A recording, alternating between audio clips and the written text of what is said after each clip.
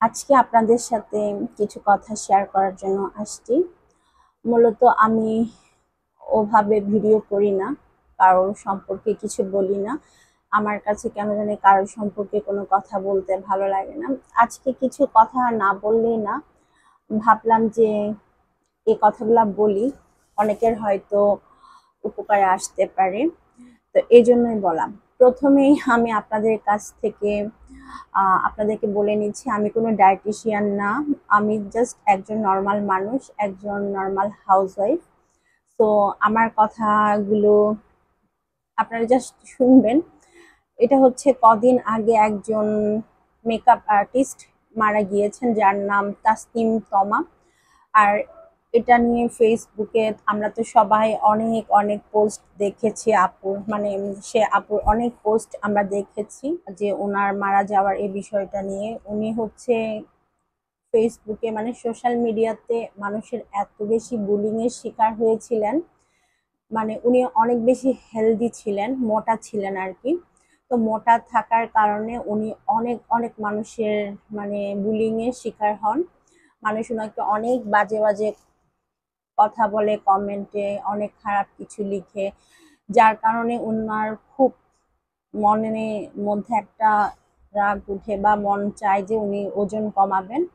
ওজন কমানোর জন্য উনি হচ্ছে অনেক বেশি ডেসপারেট হয়ে যান, এবং উনি যেটা করেন সেটা হচ্ছে উনি ওমেড যে ডায়েট আছে সেটা শুরু করেন। এই ওমেড ডায়েটটা শুরু করেন, আর উনি 6 মাসে 42 কেজি ওজন কমান। আর এই ওজন কমাতে উনার তো অনেক বেশি কিছু সহ্য করতে হয়েছে, কারণ ওজন কমানো কিন্তু অনেক টাফ একটা ব্যাপার। তো না জেনে না শুনে হুট করে ডায়েট করাটা কিন্তু অনেক বড় একটা বিপদের মধ্যে দিয়ে যাওয়া। উনি সেই কাজটা করেছিলেন হয়তোবা। তো লাস্টলি উনি মারা যান অসুস্থ হয়ে। তো আমি সবার কাছে একটা রিকোয়েস্ট রাখবো, যারা আমার ভিউয়ার্স আছেন, যারা আমাকে দেখেন, আর যদিও আমার পরিবারটা খুব ছোট, মাত্র 10,000 পরিবারের একটা পরিবার আমরা, তারপরও যে 10,000 লোক আমার সাথে আছেন, 10,000 ভাই বোন আমার সাথে আছেন, তাদেরকে আমার একটা রিকোয়েস্ট থাকবে, সেটা হচ্ছে আপনারা ডাক্তারের পরামর্শ নিয়ে ডায়েট করতে যাবেন না। মানুষের এক একজনের এক এক ধরনের ফিজিক্যাল স্ট্রাকচার, ফিজিক্যাল প্রবলেম থাকে।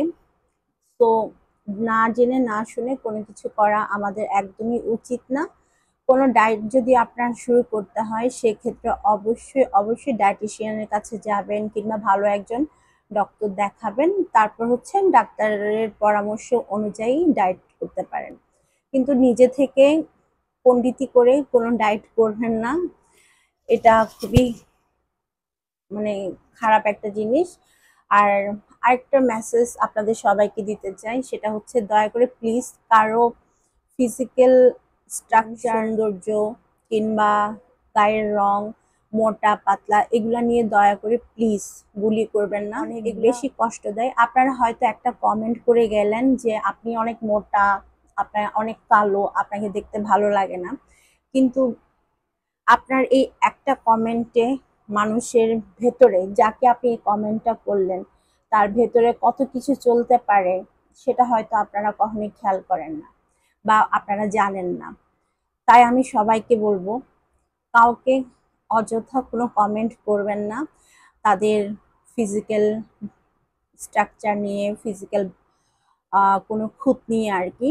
প্রতিটা মানুষকে আল্লাহ সুন্দরভাবে আমাদের এই দুনিয়াতে পাঠিয়েছেন।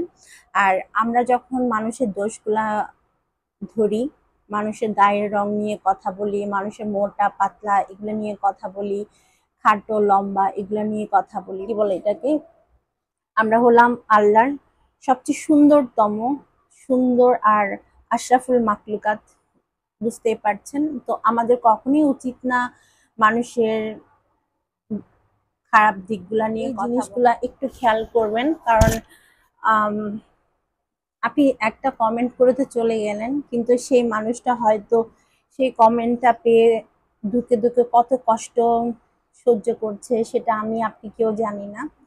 তাই যদি কমেন্ট করতে চান, ভালো কমেন্ট করেন, খারাপ কমেন্ট দয়া করে করবেন না। আর জানেনই তো, একজন মানুষকে যদি আপনি খারাপ কিছু বলতে যান, সেটা কিন্তু আপনার ঘাড়ে এক সময় না এক সময় সেই জিনিসটা নিজেরই বহন করতে হবে। সেটা আপনার ক্ষেত্রে আপনি হতে পারেন, কিংবা আপনার বাচ্চা, আপনার ফ্যামিলি, কারো না কারো সেই জিনিসটা সাফার করতে হবে। রিভেঞ্জ অফ নেচার বলে একটা যে কথা আছে, সেটা কিন্তু মিথ্যা না, এটা সত্যি। তাই আমরা কখনো কাউকে নিয়ে ছোট করব না, ছোট করে কথা বলবো না। সোশ্যাল মিডিয়া অনেক বড় একটা প্ল্যাটফর্ম, এটা সবার জন্য উন্মুক্ত। এখানে ছোট বড় অনেক মানুষ আছেন, ইউজ করেন। তো আমাদের সেই দিকটা হচ্ছে লক্ষ্য রাখা উচিত। মানে আমরা চাইলেই হুটহাট করে কাউকে বাজে কমেন্ট করতে পারি না, আমরা চাইলে কিন্তু বাজে কিছু করতে পারি না, কারণ আপনার একটা কমেন্ট অনেকজন পড়ে।